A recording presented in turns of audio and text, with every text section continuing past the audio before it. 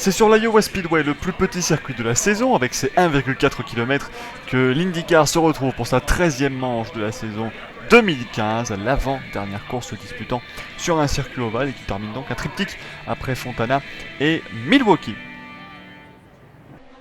Lors de la séance qualificative, c'est la monoplace numéro 3 du Team Penske piloté par Helio Castroneves qui a remporté la pole position, importante car le Team Penske n'a encore jamais remporté une course sur l'Iowa Speedway qui accueille l'IndyCar pourtant depuis 2007.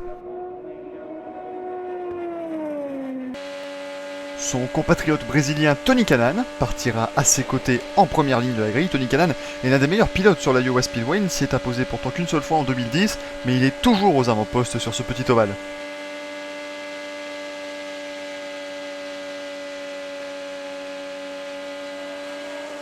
Malheureusement côté français, ça s'est moins bien passé que la semaine précédente à Milwaukee pour Sébastien Bourdet. Le vainqueur de la dernière manche en date part en tête à queue lors de son tour de qualification. Heureusement, il tape légèrement seulement le mur à l'extérieur. Petit dégât à l'arrière droit, mais pas grand chose.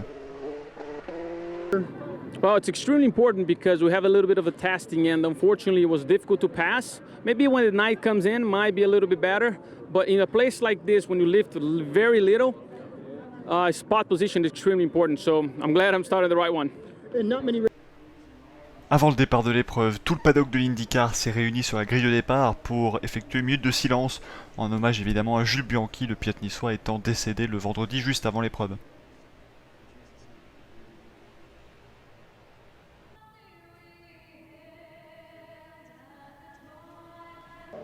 Mais comme toujours, the show must go on, et c'est ainsi que les pilotes se préparent pour 300 tours de piste sur cet ovale d'1,4 km, rappelons-le.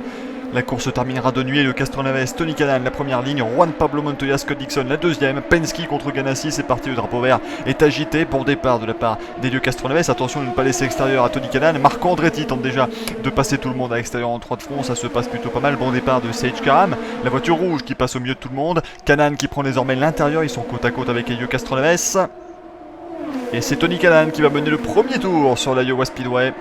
Deuxième place pour Castroneves, troisième on retrouve Dixon, quatrième place pour Joseph Newgarden, auteur d'un très bon départ.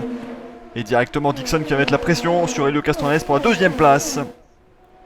Et les deux pilotes du Chip Ganassi Racing qui vont se retrouver aux 2 premières positions, c'est bien parti évidemment pour cette équipe. Et Castroneves ne compte pas se laisser faire avec Scott Dixon. Et crash au 10e tour de course, et Juan Pablo Montoya, le leader du championnat. Incroyable, Juan Pablo Montoya qui tape le mur. Et ça c'est son premier véritable coup de malchance. Attention, il y a un petit peu le feu là sur le côté droit. Heureusement les équipes de sécurité arrivent rapidement. Et le Colombien sort sans mal de sa monoplace. Et on revoit au ralenti, en fait c'est une casse de la suspension avant droite visiblement, qui a envoyé la voiture numéro 2 droit dans le mur. Et c'est véritablement le premier coup de malchance véritable pour Juan Pablo Montoya qui n'a pas encore abandonné cette saison. Bien voilà, c'est la première fois. Le drapeau vert est agité juste après cela. C'est reparti avec Tony Kanaan en tête, devant Scott Dixon et le Castroneves et le reste du peloton.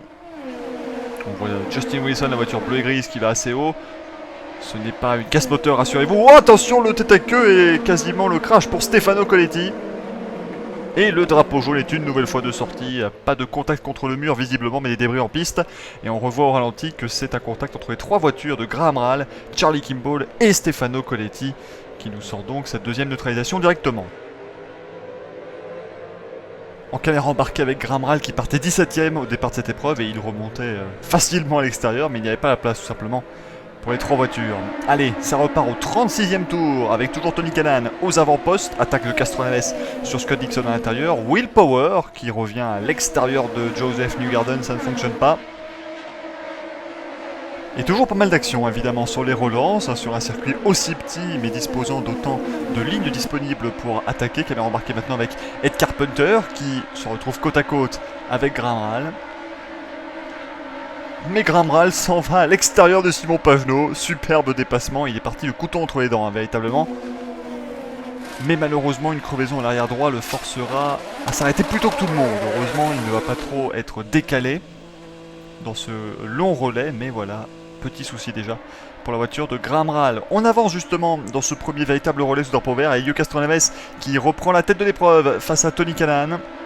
aérostand ici de Scott Dixon. Visiblement, Castroneves tient un petit peu mieux ses pneumatiques et arrive à les faire durer un tout petit peu plus longtemps que les voitures de Chip Ganassi Racing. Problème à l'arrière droit sur la monoplace de Scott Dixon. Et il a perdu quelques précieuses secondes. Et évidemment, sur un circuit aussi petit, une seconde, ça se traduit directement en plusieurs dizaines de mètres sur la piste. Attention côte à côte, Sage Karam, qui lève le poing à son équipier Charlie Kimball. Et ici nous sommes dans le 107e tour de piste avec un peloton absolument incroyable. Les deux dernières voitures du peloton, eh bien ce sont Joseph Newgarden et Helio Castroneves qui se battent eux pour la tête et qui vont essayer de mettre un tour alors à ce peloton qui comporte pêle-mêle Pipaman, Gabi Chavez, Justin Wilson, James Jakes, un petit peu tout le monde est là. On a Wilson, la voiture grise et bleue à l'extérieur. Et devant, en fait, le problème, c'est que Pipaman a beaucoup de difficultés avec sa monoplace. On la voit faire une grosse erreur ici. Justin Wilson qui va à l'extérieur. Il tape le mur. Un contact pour Justin Wilson, malheureusement. Il a été confirmé jusqu'à la fin de la saison, évidemment, dans cette voiture numéro 25 de chez Andretti Autosport. Et on revoit ici en caméra marquée avec Tony Kanaan. Il brosse le mur, Justin Wilson, mais ça sera suffisant pour endommager le côté droit de sa voiture et sortir surtout une nouvelle fois la voiture de sécurité.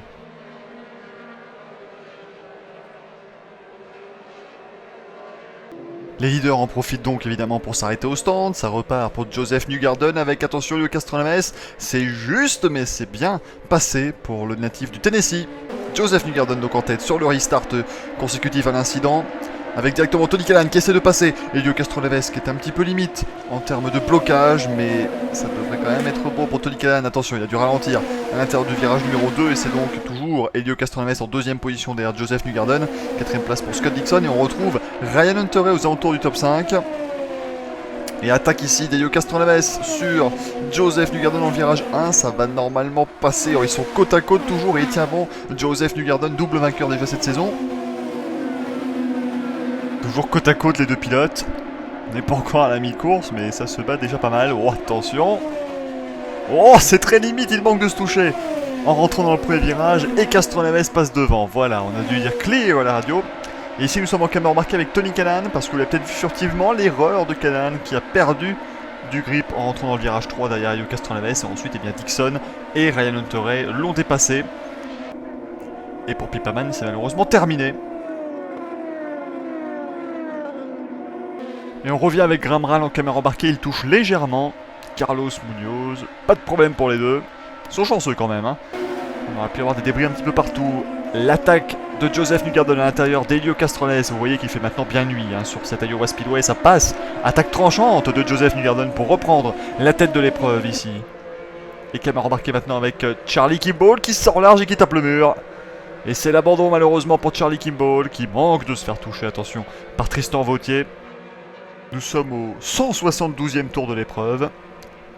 Et il est simplement allé trop large dans les marbles, ces petites billes de gomme qui se forment au fur et à mesure des relais. Et une fois qu'on est là-dessus, eh bien il n'y a plus de grippe du tout. Et décidément, on l'aura vu pas mal de fois, Graham Rahal, il a un gros souci au niveau de sa boîte de vitesse, qui reste apparemment bloquée en 5ème vitesse.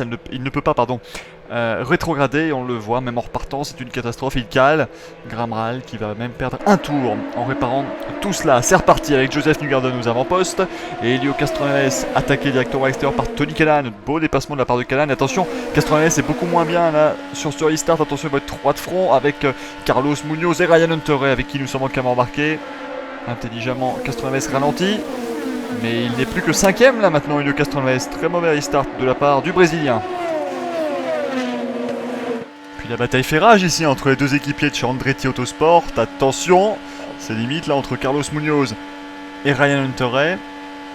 Et le Colombien doit légèrement ralentir au milieu du virage 3 et 4. Car il y avait Tony Kanaan devant. Et ça va être bon pour Hunter. Mais quelques tours plus tard, la neutralisation une nouvelle fois. C'est Stefano Colletti que vous voyez partir en tête à queue ici. Chanceux, c'est Simon Pagenaud qui passe en jaune, quasiment dans le mur, et donc abandon pour Stefano Colletti, mais également pour Tony Kanaan pendant la neutralisation. Un problème mécanique qui est venu mettre fin aux espoirs du pilote brésilien, qui est, comme je vous le disais, toujours devant à l'Iowa Speedway, mais très rarement chanceux. Il avait notamment abandonné les 3 premières années des suites d'un accident en 2007, 2008 et 2009. C'est reparti avec Joseph Newgarden et Ryan Hunter aux 2 premiers rangs désormais. Formidable course pour Ryan Hunter, le vainqueur des 500 miles d'Indianapolis de l'année dernière. Et sa dernière victoire, elle est venue sur l'Iowa Speedway en 2014, un an pile donc après son dernier succès. Ryan Hunter qui retrouve enfin des couleurs parce que c'est une saison vraiment difficile pour le pilote de la numéro 28.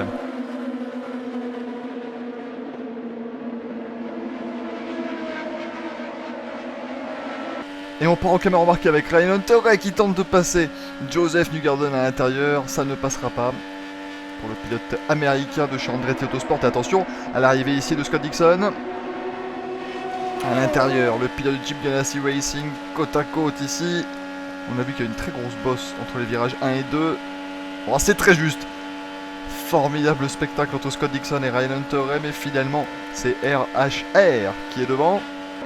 Et un problème pour Scott Dixon, et bien voilà décidément les prétendants au titre qui ont beaucoup de difficultés aujourd'hui après Juan Pablo Montoya. C'est Scott Dixon ici qui est au ralenti.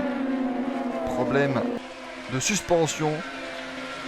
Les suspensions qui sont évidemment mises à très rude épreuve ici sur l'Iowa Speedway puisque c'est un circuit extrêmement bosselé. Allez, on le relance en piste, mais non, il va pas plus loin. Il ne va pas plus loin ici Scott Dixon. Et son équipe va ramener la voiture dans les garages pour essayer de réparer, quand même le renvoyer en piste pour récolter l'une ou l'autre position selon les abandons. Joseph Newgarden qui repart ici. C'est tout de même le dernier arrêt sous drapeau vert, donc on est véritablement dans les derniers moments maintenant, les derniers instants de cette course. C'est reparti pour Joseph Newgarden. Et où est Ryan Hunter? Le voici déjà qui sort du virage numéro 2. Ils vont être côte à côte dans la ligne droite arrière et ça va être Ryan Hunter qui prend la tête. Formidable, Ryan Hunter qui s'empare du leadership pour tenter d'offrir une nouvelle victoire à Andretti Autosport. Et l'accident pour Takuma Sato à 25 tours du but. Takuma Sato qui vient percuter le mur malheureusement. Et on va le voir au ralenti, la même chose que Juan Pablo Montoya, une casse de suspension sur le côté droit. Et ça envoie donc la voiture tout droit dans le mur. Alors que Scott Dixon revient après quelques réparations. Il va donc essayer au moins de reprendre la place laissée par Takuma Sato. On est à quelques tours de la fin ici.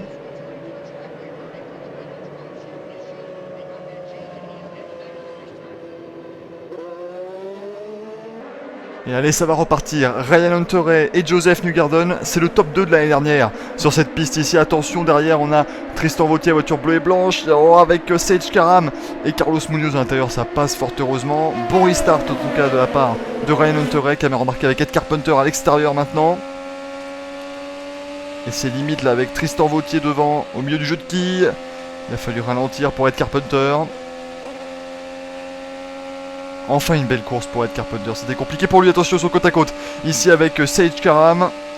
Et si vous avez visité motorsport.com France récemment, vous savez qu'il y a eu un petit peu de soucis entre ces deux pilotes, ils sont toujours côte à côte ici, en bagarre pour la 3ème place. Alors là il vient de lui dire qu'il est number 1, mais malheureusement pas avec l'index sous le pouce. Ici Ed Carpenter, oh, c'est encore très juste, il lui montre le point maintenant Ed Carpenter, formidable. Ils sont quand même à plus de 285 km/h ici. Et ça va être limite, il doit ralentir. Il doit ralentir Ed Carpenter qui est furieux. Drapeau blanc agité pendant ce temps. Dernier tour pour Ryan Hunter. Et on n'aurait franchement pas parié sur une nouvelle victoire de Ryan Hunter sur l'Iowa Speedway.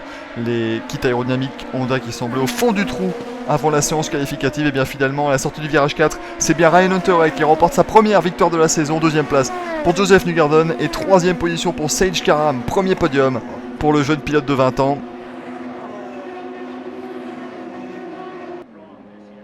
Et évidemment, à l'issue de l'épreuve, il y en a un qui n'était pas très content, Ed Carpenter qui va aller chercher, qui va aller trouver Sage Karam. On se demandait un peu pourquoi Carlos Munoz le suivait aussi.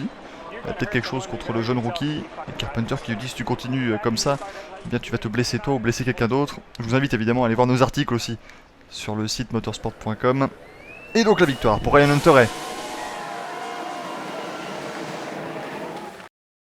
Oh, a lot of hard work. I mean, that was as hard as I'd have to work in a race car. My left hand still pins and needles just from gripping the wheel so hard at the end. It was so heavy, the steering wheel, you know, with the added downforce that we have. Man, it was tough work today. Definitely by far the most physical race I've ever been in, oval or road. Newgarden was so strong. He was hounding me, and I was running perfect laps, and he was still right up my gearbox. So I think we definitely we were matching up there with the best car on the racetrack. So it feels great to put this number 28 DHL Honda in victory lane. This is just it's fantastic after such a hard season. Et comme tous ses concurrents ont également eu des problèmes, et bien Juan Pablo Montoya conserve 42 points d'avance au championnat sur Graham Rahal, désormais 2ème, 48 sur Scott Dixon, 54 points sur Helio Castroneves et 55 unités sur Will Power. Prochain rendez-vous le 2 août sur le Mid-Ohio Sports Car Course. À bientôt.